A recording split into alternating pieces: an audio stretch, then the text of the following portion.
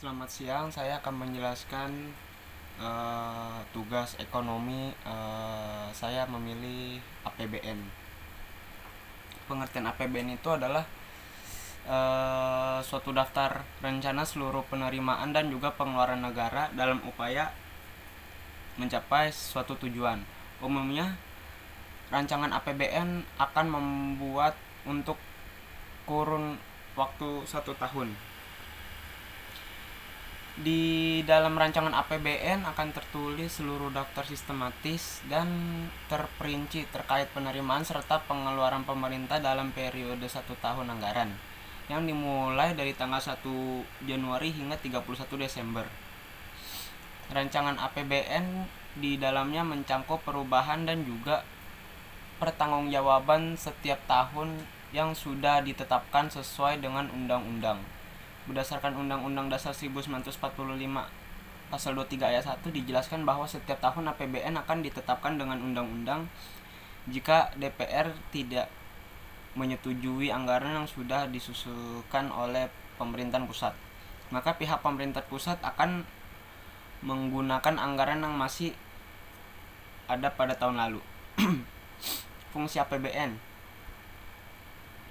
Yang pertama ada fungsi otoritas dari APBN. Berarti anggaran negara yang dijadikan dasar sebagai pelaksanakan pendapatan dan belanja negara pada tahun yang sedang berjalan, sehingga pembelanjaan dan juga pendapatan nantinya bisa dipertanggungjawabkan pada rakyat Indonesia.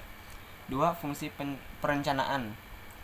Dalam hal ini fungsi perencanaan berarti APBN bisa dijadikan sebagai acuan bagi negara untuk bisa merencanakan berbagai kegiatan pada tahun yang sedang berjalan, sehingga jika anggaran belanja sudah disusun secara rapi, maka negara bisa membuat berbagai rancangan kegiatannya guna mendukung pembelanjaan tersebut.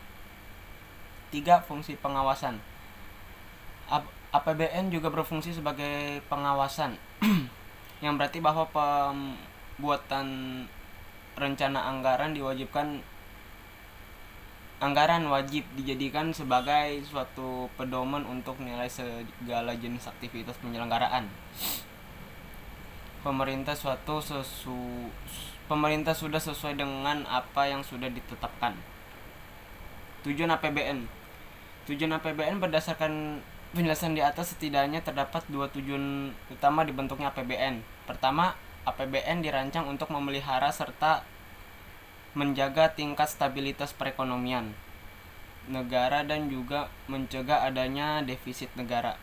Kedua, APBN disusun sebagai suatu pedoman dalam hal penerimaan serta pengeluaran negara dalam proses penyelenggaraan aktivitas negara. Kegiatan tersebut juga harus diiringi dengan adanya peningkatan peluang kerja untuk meningkatkan perekonomian dan kemakmuran rakyat. Terima kasih.